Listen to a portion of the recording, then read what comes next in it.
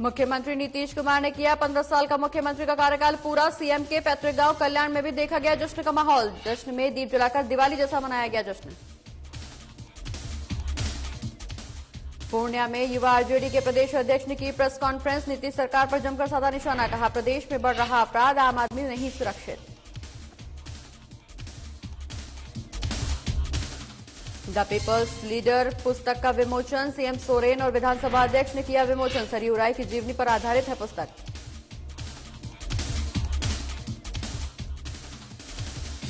बिहार सरकार के मंत्री सम्राट चौधरी ने की समीक्षा बैठक। कई योजनाओं की समीक्षा, कार्य प्रगति को लेकर दिए दिशा निर्देश।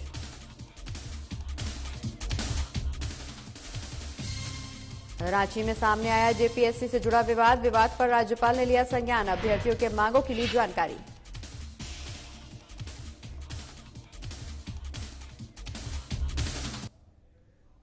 चलिए खबरों की शुरुआत करेंगे, जहां भले ही बिहार में दीपावली का पर्व खत्म हो गया हो, लेकिन मुख्यमंत्री नीतीश कुमार के बेमिसाल 15 सालों के उपलक्ष्य में इस साल दूसरी दीपावली मनाई जा रही है। बिहार में नीतीश कुमार को मुख्यमंत्री के रूप में 15 साल पूरे हो गए हैं। इस मौके पर उनकी पार्टी जनता के सामने रिपोर्ट कार्ड पेश करेगी। वहीं बिहार के मुख्यमंत्री नीतीश कुमार ने 24 नवंबर को मुख्यमंत्री के रूप में अपने 15 साल पूरे कर लिए हैं, जिसके चलते पार्टी पूरे जोर शोर से इसका जश्न मनाएगी। वहीं इस मौके पर जश्न मुख्यमंत्री के पैतृक गांव कल्याण में भी देखा गया, जहां जेडीयू प्रखंड अध्यक्ष रविकांत कुमार की तरफ से मुख्यमंत्री नीतीश कुमार के पैतृक गांव कल्याण बीघा को दुल्हन की तरह सजाया गया और लोगों के द्वारा हर चौक चौराहे पर घी के दिए जलाकर दिवाली जैसा जश्न मनाया गया।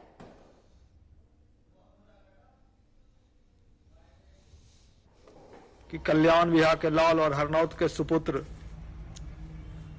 ने जो बिहार में विकास की बिहार को नई दिशा दी है और बिहार के नक्शा को जो बदलने का काम किया है, वह भविष्य में भी करते रहें और बिहार को नई दिशा देते रहें, यही कामना और विश्वास रखता हूं और उनके प्रति आभार व्यक्त करता हूं कि हरनौत ही नहीं पूरे बिहार के नाम को पूरे देश में जिस रूप से उन्होंने स्थान प्रदान किया है, वह काम आगे भी करते रहें और बिहार के मुख्यमंत्री के रूप के पद को सुशोभित करते हुए बिहार को नई दिशा देते रहें। बढ़ते आगे, जहां युवा आरजेडी के प्रदेश अध्यक्ष कारी साहब ने प्रेस कॉन्फ्रेंस की। इस दौरान उन्होंने नीतीश सरकार पर जमकर निशाना साधा। आरजेडी के श्रीनगर प्रखंड अध्यक्ष अमित साहनी पर हुए जानलेवा हमले के संबंध में पुलिस पर भी जमकर निशाना साधा। सदर अस्पताल में जाकर कारी साहब ने प्रखंड अध्यक्ष का हालचाल पूछा। आगे उन्होंने कहा कि नीतीश सरकार में हक मांगने वालों को पुलिस पीटती है, अपराधियों को सजा देने वालों को जज को पीटा जाता है, एसपी फोन नहीं उठाते हैं, अफसरशाही पूरी तरह हावी है, थाने में आम लोगों की कोई सुनवाई नहीं होती है। हमारा यहाँ आना हुआ है। हम सबसे पहले हमारे सुपौल जिला के अध्यक्ष भूप नारायण जी के छोटे भाई की हत्या कर दी गई। हमारा युवा अध्यक्ष है, बहुत ही शरीफ लड़का, और आज तक पुलिस उसको गिरफ्तार भी नहीं कर सकी। फिर हमारा प्रखंड अध्यक्ष श्रीनगर, यहाँ अमित नाम है ना उसका, अमित सहनी पर भी जानलेवा हमला हुआ। बड़ी मुश्किल से उसने जान बचाई भाग करके, लेकिन लोग बता रहे कि 1.5 लीटर करीब खून गिर गया, पूरा सर फट गया, आगे पीछे दिमाग पे मारा, पीछे मारा, आगे पेशानी पे मारा, चारों तरफ बुरी तरह से वो बेचारा जख्मी है, हॉस्पिटलाइज अभी वहां से देख के आया है। तो सवाल ये है कि आखिर पुलिस क्या कर रही है। तो एक तो खासतौर से राष्ट्रीय जनता दल के कार्यकर्ताओं पर हमला हो रहा है, उनको झूठे मुकदमों में फंसाया जा रहा है। उसके अलावा पूरे बिहार में कोई दिन ऐसा नहीं, अभी कल एक डॉक्टर की हत्या कर दी गई महिला की। पूरे बिहार में कोई ऐसा दिन नहीं है कि 2, 4, 5, 10, 20, 25, 30 हत्याएं रोज हो रही हैं। बढ़ते आगे, जो हम मुख्यमंत्री हेमंत सोरेन और विधानसभा अध्यक्ष रविन्द्रनाथ महतो ने आज झारखंड मंत्रालय स्थित सभाकक्ष में राज्य के पूर्व मंत्री और वर्तमान विधायक सरयू राय की जीवनी पर आधारित पुस्तक द पीपल्स लीडर का विमोचन किया। बता दें कि इस मौके पर मुख्यमंत्री हेमंत सोरेन का कहना है कि राज्य के पूर्व मंत्री और वर्तमान विधायक सरयू राय परिचय के मोहताज नहीं है। काफी समय से इनके साथ मुझे काम करने का मौका मिला है। वहीं मुख्यमंत्री ने यह भी कहा कि सदन में सरयू राय के सुझावों और विचारों से मैं हमेशा प्रभावित हुआ हूं। मुझे लगता है कि मैं ही नहीं बल्कि बहुत सारे लोग इनके विचारों से प्रभावित होंगे। एक अच्छे लेखक और एक अच्छे राजनीतिज्ञ के रूप में लोगों के बीच इनकी चर्चा सदैव होती रहती है। सरयू राय के द्वारा लिखी गई कई पुस्तकें मैंने खुद पढ़ी हैं। मुख्यमंत्री ने यह भी कहा कि सरयू राय ने हमेशा चुनौतियां स्वीकार की हैं। उन्होंने साहस और धैर्य का परिचय देते हुए सभी चुनौतियों का सफलतापूर्वक सामना भी किया है। वहीं सरयू राय ने सच्चाई के पथ पर चलकर अपना मुकाम बनाया है। सरयू राय जैसे लोगों के चलते ही आज भी सत्यमेव जयते जिंदा है। मुख्यमंत्री ने सरयू राय को असामान्य सोच के साथ आगे बढ़ते रहने के लिए अपनी शुभकामनाएं दी। इस मौके पर विधानसभा अध्यक्ष रविन्द्रनाथ महतो ने कहा कि कृतज्ञ समाज का उत्तरदायित्व बनता है जो लोग अच्छे कार्य करते हैं उनके कार्यों की जानकारी जन जन तक पहुंचाई जाए। वहीं मौके पर मुख्यमंत्री हेमंत सोरेन और विधानसभा अध्यक्ष रविन्द्रनाथ महतो ने शॉल उड़ाकर सरयू राय को सम्मानित भी किया।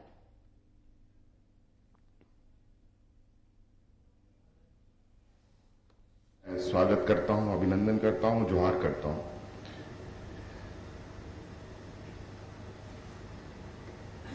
कुछ दिन पहले आदरणीय सरयू राय जी हमारे पास से हमारी मुलाकात हुई और उन्होंने मुझे एक किताब विमोचन के विषय में संदर्भ में बातें कही। पहले तो आमतौर पर मैंने इसको थोड़ा साधारण तरीके से लिया और मुझे लगा कि ये किताब इन्होंने खुद लिखी होगी, लेकिन जब बातें हुई तो पता चला कि इनके ऊपर ही किताब किसी और ने लिखी है। विवेकानंद झा जी ने इस किताब की विमोचन करनी है। तब ध्यान आया कि विमोचन करना है तो किताब पढ़ना ही पड़ेगा।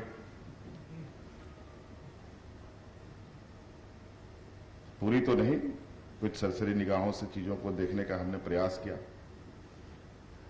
खैर,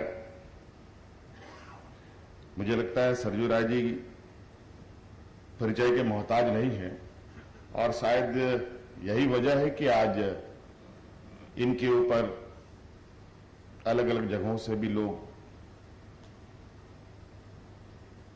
किताबें लिखते हैं, लेख लिखते हैं, चर्चाएं करते हैं और आज एक किताब के रूप में inspiring biography of Saryu Rai ji हमारे सामने मौजूद है। और मैं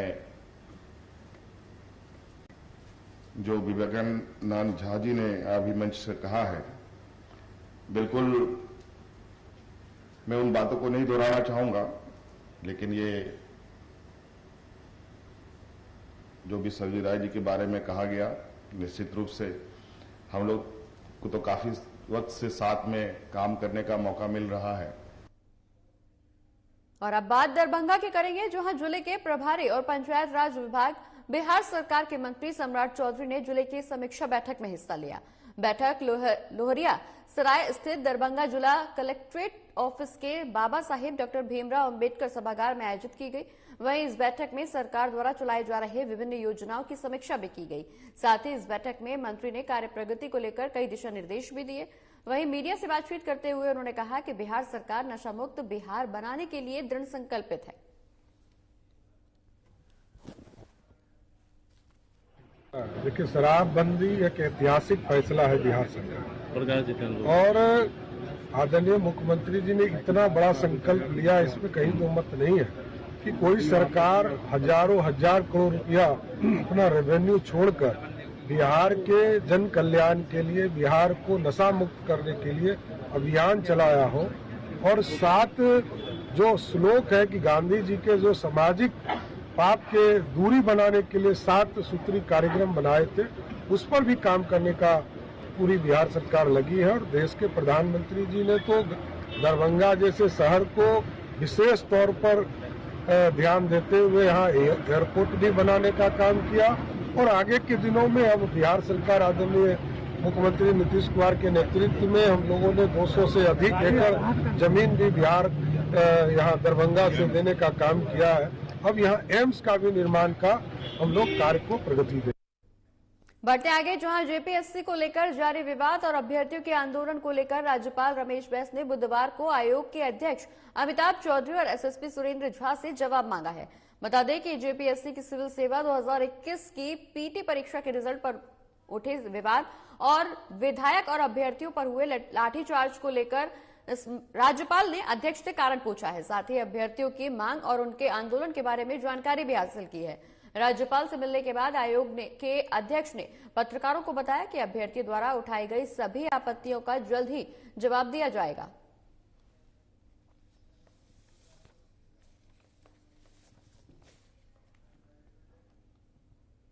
वहीं बिहार के मुजफ्फरपुर जिले के पहुंचा विधायक मुसाफिर पासवान का निधन हो गया। बता दें कि मुसाफिर पासवान ने बुधवार देर रात दिल्ली के सर गंगाराम अस्पताल में अंतिम सांस ली। बता दें कि उन्हें लंग्स में तकलीफ थी और पिछले कई दिनों से इस बीमारी के कारण वो इलाजरत थे। इलाज के दौरान वो जिंदगी की जंग हार गए। उनके निधन के बाद उन्हें श्रद्धांजलि देने वाले लोगों का तांता लगा हुआ है। वहीं मुसाफिर पासवान मुकेश सहनी की पार्टी वीआईपी के विधायक थे।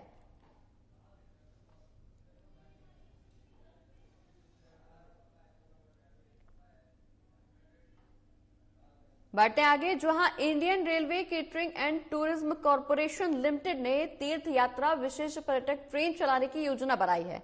बता दें कि इसकी जानकारी ज्योति कुमारी, जो कि चीफ सुपरवाइजर हैं आईआरसीटीसी की, उन्होंने प्रेस कॉन्फ्रेंस के माध्यम से दी। उन्होंने बताया कि ये ट्रेन तीर्थयात्रियों को वैष्णो देवी के साथ साथ उत्तर भारत के भी दर्शन कराएगी और ये दर्शन कोरोना प्रोटोकॉल का ध्यान रखते हुए कराए जाएंगे, जिसकी शुरुआत 12 दिसंबर को सुबह 7 बजे से करने का फैसला लिया गया है।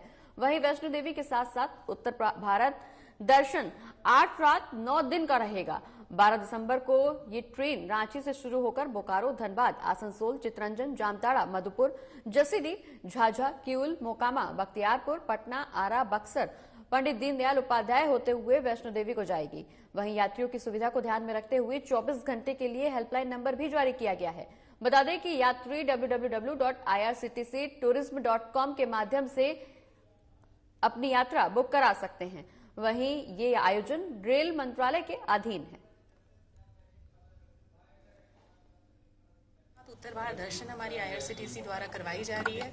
इसमें हम माता वैष्णो देवी का दर्शन करवाएंगे और हरिद्वार, मथुरा, वृंदावन, ऋषिकेश और राम जन्मभूमि का भी दर्शन करवाएंगे सर। ये पूरी टूर जो है ये 9 दिन की है और 8 रात की है। इसमें हम स्लीपर क्लास और थर्ड एसी दोनों क्लास ले जा रहे हैं सर। स्लीपर क्लास के लिए जो यात्रा शुल्क है 8,505 रुपये है और थर्ड एसी के लिए 14,175 रुपये है। इस यात्रा शुल्क में सर रहना, खाना, पीना, घूमना सब कुछ इसमें इंक्लूड है। यात्रा में जो स्लीपर और थर्ड एसी में जो अंतर है सर वो धर्मशाला और होटल की व्यवस्था का अंतर है। धर्मशाला की व्यवस्था और डॉर्मेट्री की व्यवस्था हम स्लीपर क्लास के पैसेंजर के लिए करवा रहे हैं और थर्ड एसी के पैसेंजर के लिए हम लोग नॉन एसी होटल की व्यवस्था करवाए हैं सर। ये यात्रा जो है ये रांची से स्टार्ट हो रही है। 12 दिसंबर को सुबह 7 बजे हमारी ट्रेन जो है रांची से जाएगी सर और ये यात्रा पूरी की पूरी 20 दिसंबर को ये समाप्त हो जाएगी।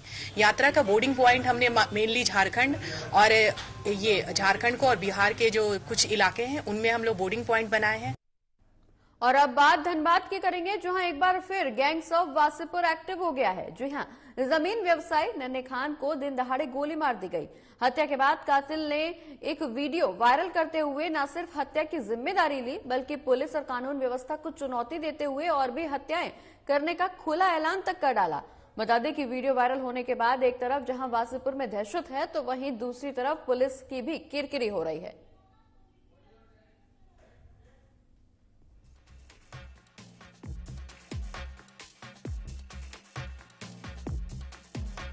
बुधवार को फहीम खान के करीबी नन्हे खान की गोली मारकर हत्या कर दी गई थी। हत्या का आरोप फहीम खान का भांजा प्रिंस खान और गोपी खान पर लगा था। वहीं अब कोयलांचल में एक वीडियो तेजी से वायरल हो रहा है। ये वीडियो प्रिंस खान का है, जिसने हत्या की जिम्मेदारी लेते हुए 6 माह के अंदर फहीम खान और उसके बेटे को मारकर सल्तनत को खत्म करने की धमकी दी गई है। सब जदुआ पैसा दिया 10 लाख, 7 लाख काम होने के बाद दिया। उसको मालूम नहीं था, वो बोला कि हम गलती से मार दिए, हमको नहीं लड़ना है, आपस में आप लोग को जो करना है कीजिए, हमको बीच में नहीं आना है। अब जो बीच में आएगा उसका हाल बहुत बुरा कर देंगे। अब धनबाद में कोई गैंग नहीं चलेगा, ना अमन सिंह गैंग, ना फहीम खान गैंग। अब सिर्फ छोटे सरकार और बड़े सरकार का हुकूमत चलेगा। गोपी खान और प्रिंस खान। बुरे लोगों को सजा देना ऊपर वाले का काम है, ऊपर वाले से मुलाकात कराना छोटे सरकार का काम है।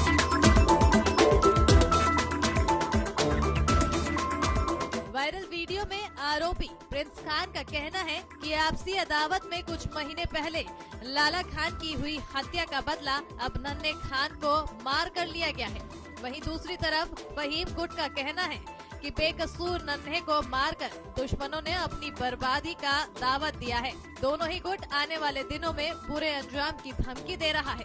इकबाल तो खुला घूमता है, मेरे से दुश्मनी था, मेरा सिनम गोली मार के जाता क्या? एक बेकसूर को मार के, उसका छोटा छोटा बच्चा है। नन्हे क्या करते थे? कुछ नहीं करता था बेचारा, आता था सिर्फ आराम मोड़ में बैठता था, उसका बस चलता है, आराम मोड़ में बैठता था, चाय पीता था। अपना दहशत बनाने के लिए ये लोग किया।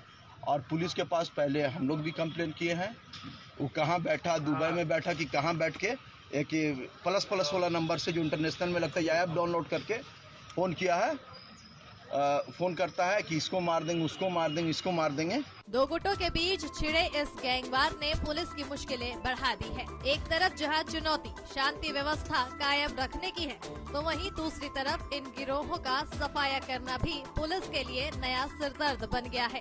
ऐसे में पुलिस कप्तान दावा कर रहे हैं कि किसी को भी नहीं बख्शा जाएगा।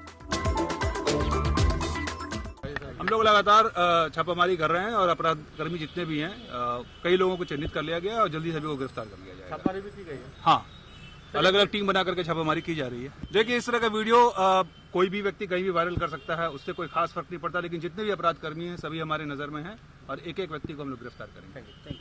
हाल के कुछ वर्षों में कोयलांचल में गुंडागर्दी तेजी से बढ़ गई है। दहशत चाहे वासेपुर गुट की हो या फिर खौफ अमन सिंह के गिरोह का, पुलिस इन पर लगाम लगाने में अब तक नाकाम ही रही है। ऐसे में अगर जल्द ही इन गुंडों का सफाया नहीं किया गया तो तय है कि आने वाले दिनों में धनबाद की धरती एक बार फिर खून से लाल होगी। साधना प्लस के लिए धनबाद से संदीप सिंह की रिपोर्ट।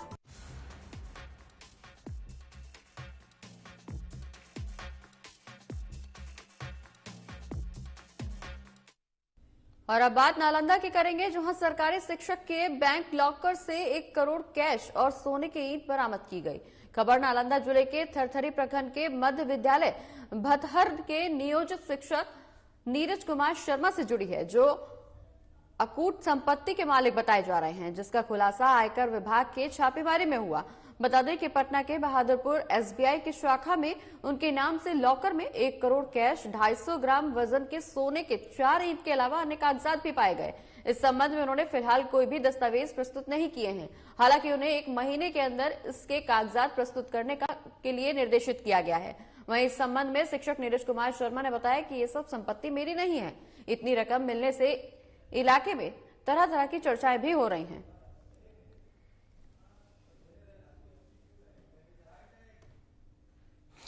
देखिए, इसमें कोई मामला नहीं है। मेरे से पूछताछ किया गया, मेरा लॉकर जो खोला गया उसमें जो भी निकला वो मैंने साफ बता दिया कि मेरा कोई संपत्ति नहीं है। ये नवरचना कंस्ट्रक्शन प्राइवेट लिमिटेड का संपत्ति है, जिसमें मैं अवैतनिक निदेशक के पद पर कार्यरत हूँ। तो उन्होंने मुझसे कागज मांगा, मैंने उनसे 1 महीना का इसके लिए समय मांगा है, जो उन्होंने मुझे दिया है। अब 1 महीना के अंदर मैं कागज प्रस्तुत करूंगा कि भाई ये नवरचना कंस्ट्रक्शन की संपत्ति है, मेरी संपत्ति नहीं है। मैंने साफ कर दिया कि मेरी संपत्ति नहीं है, नवरचना कंस्ट्रक्शन की संपत्ति है, और उन्होंने मुझे इसके लिए साबित करने के लिए 1 महीना का समय दिया। और झारखंड एटीएस ने उग्रवादियों और अपराधियों को हथियार सप्लाई करने वाले गिरोह का पर्दाफाश किया है। देश के 5 राज्यों यानी बिहार, महाराष्ट्र, पंजाब, राजस्थान और मध्य प्रदेश में अलग अलग ठिकानों पर छापेमारी कर 9 लोगों को गिरफ्तार किया गया। बता दें कि गिरफ्तार हुए अपराधियों में सीआरपीएफ के 182 बटालियन का आरशी और बीएसएफ 116 बटालियन का सेनानिवृत्त आरशी भी शामिल है। वहीं नक्सलियों और अवैध हथियार का कारोबार करने वाले अंतर्राज्यीय गिरोह को लेकर झारखंड के आईजी अभियान एवी होमकर ने यह दावा किया है कि हथियार सप्लायरों के खिलाफ ये आज तक की सबसे बड़ी कामयाबी है। वहीं हथियार तस्करों के पास से 8000 राउंड से ज्यादा कारतूस, 14 आधुनिक पिस्टल, 21 मैगजीन सहित कई सामान बरामद किए गए। गिरफ्तारी की गई है, जिसमें उसमें से 4 लोगों के बारे में पहले पिछली प्रेस वार्ता में बताया गया था। 5 जिन लोगों की गिरफ्तारी की गई उसमें अरुण कुमार सिंह, ये बीएसएफ 116 बटालियन का वॉलंटरी रिटायरमेंट लिया हुआ कांस्टेबल है, इसकी गिरफ्तारी हुई है। और इसके अलावा कार्तिक बेहरा 116 बटालियन फिरोजपुर का ये वहां पर कार्यरत था और कोत का प्रभारी था, उसकी गिरफ्तारी पंजाब फिरोजपुर से की गई है। इसके अलावा 3 लोगों की गिरफ्तारी महाराष्ट्र से की गई है, बुल्ढाना जिले से। उसमें कुमार गुरलाल, शिवलाल धवल और हीरालाल गुमान, ये इन लोगों की गिरफ्तारी हुई है जो महाराष्ट्र और मध्य प्रदेश के बॉर्डरिंग एरिया में अवैध हथियार का कार्य करते थे। और इसमें अरुण कुमार सिंह की गिरफ्तारी और उससे पूछताछ के क्रम में ये बात प्रकाश में आई कि अरुण कुमार सिंह 116 बटालियन में पूर्व में कार्यरत था और वहां से वॉलंटरी रिटायरमेंट लेने के बाद इस पूरे आपराधिक गिरोह के संपर्क में आया था और उसके द्वारा बीएसएफ के और अन्य लोगों को इस कार्य में संलिप्त होने के लिए उसको इन्वॉल्व किया गया। और देखिए, झारखंड राज्य में जितने भी उग्रवादी संगठन है और संगठित आपराधिक जो गिरोह है उनके विरुद्ध ठोस कार्रवाई करने हेतु और उनके जो गिरोह के जितने सदस्य हैं उनके विरुद्ध कार्रवाई करने के लिए और उनको जो आर्म्स, एम्युनिशन और अन्य जो इस तरीके की जो सप्लाई है वो सप्लाई चेन को डिटेक्ट करने के लिए और उसके विरुद्ध ठोस कार्रवाई करने हेतु पुलिस महानिदेशक झारखंड महोदय के द्वारा झारखंड एटीएस को एक विशेष अभियान में लगाया गया है। और इस अभियान में झारखंड एटीएस के द्वारा लगातार इस पूरे नेटवर्क के विरुद्ध कार्रवाई की जा रही है, जो कि जो जितने भी संगठित आपराधिक गिरोह है और उसके अलावा जितनी उग्रवादी संगठन है वो संगठन, उनके बीच में जो भी नेक्सस है, उसके अलावा उनकी जो भी सप्लाई चेन्स है उनके विरुद्ध एटीएस के द्वारा लगातार कार्रवाई की जा रही है। बिहार में कई सालों से शराबबंदी कानून लागू है, जिसे लेकर लगातार पुलिस प्रशासन अवैध शराब के खिलाफ अभियान भी चला रहा है। बता दें कि इस दौरान इसी कड़ी में राजधानी पटना से सटे बिहटा पुलिस ने थाना क्षेत्र के बिहटा और अम्हारा मुसहरी में अवैध रूप से संचालित देसी शराब भट्टियों पर पुलिस ने छापेमारी अभियान चलाया। इस दौरान जमीन में गाड़ के रखे देसी शराब के दर्जनों डिब्बे और दर्जनों से लगती देसी शराब की भट्टियों को भी ध्वस्त कर सैकड़ों लीटर शराब को नष्ट किया गया। हालांकि पुलिस को देखते ही मौके से शराब कारोबारी भागने में सफल रहे। वहीं पुलिस शराब कारोबारियों की पहचान करने में जुटी हुई है। बता दें कि इस पूरे मामले पर दानापुर के एएसपी सैयद इमरान मसूद का कहना है कि बेटा, मानेर और आसपास के इलाकों में पुलिस लगातार देसी शराब की भट्टियों को ध्वस्त करने में लगी है। कहीं से भी अवैध शराब की सूचना मिलते ही पुलिस लगातार कार्रवाई कर रही है। अब तक कई लोगों को जेल भी भेजा जा चुका है।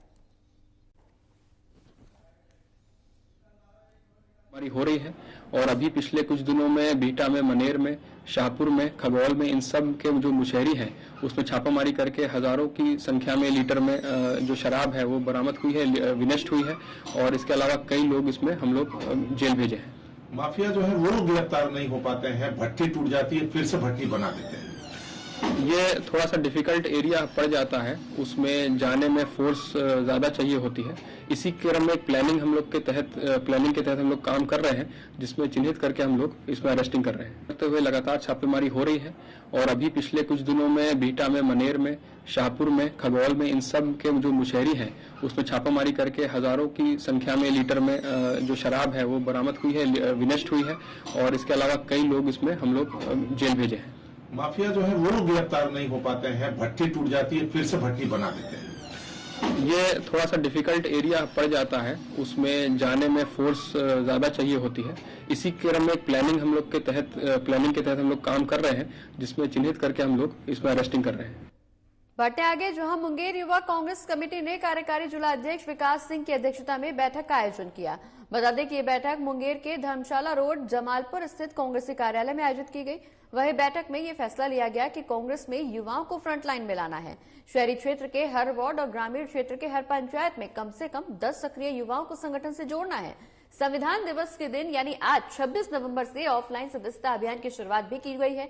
बता दें कि आयोजित बैठक में जमालपुर शहरी क्षेत्र समेत कई पंचायतों के प्रभारी की घोषणा भी की गई।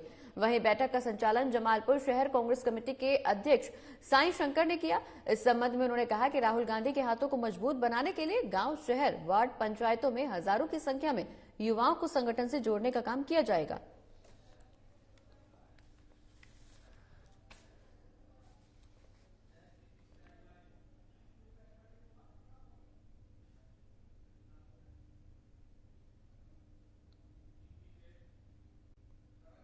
और दुमका जिले के जामा प्रखंड क्षेत्र की पालूजोरी और आसनसोल को जोड़ने वाली मुख्य सड़क जर्जर अवस्था में है। सड़क मरम्मत को लेकर ग्रामीणों ने संबंधित विभाग को कई बार इस संबंध में शिकायत भी की थी, लेकिन विभाग ने अब तक कोई इससे जुड़ी कार्रवाई नहीं की है। वहीं बीजेपी प्रखंड अध्यक्ष रामचंद्र खिरहर ने कहा कि सड़क के जर्जर हो जाने से ग्रामीणों को आवागमन करने में काफी परेशानियों का सामना करना पड़ रहा है। ग्रामीणों का कहना है कि ये सड़क बेहंगा गांव से आसनसोल कुरुवा मोड़ को जोड़ती है। ये सड़क जर्जर हो जाने की वजह से काफी परेशानी हो रही है, इसलिए प्रशासन और विभाग का ध्यान आकृष्ट करने के लिए ग्रामीणों के साथ बीजेपी कार्यकर्ताओं ने सड़क पर धान रोपकर हेमंत सरकार पर निशाना भी साधा। देखिए, सरकार का जो आंख जो बंद हो गया है, तो आंख खोलने के लिए आज जो है आसनसोल कुरुवा पंचायत के विभिन्न गांवों के ग्रामीण जो है इस सड़क से आना जाना करते हैं, तो काफ़ी दिक्कत होता है। इस सड़क जो एक साल से माने इतना स्थिति खराब हो गया है कि आने जाने में काफ़ी दिक्कत। तो सभी हम लोग ग्रामवासियों। और इसी के साथ बिहार झारखंड की तमाम बड़ी खबरों में फिलहाल इतना ही। मुझे दीजिए इजाजत, नमस्कार।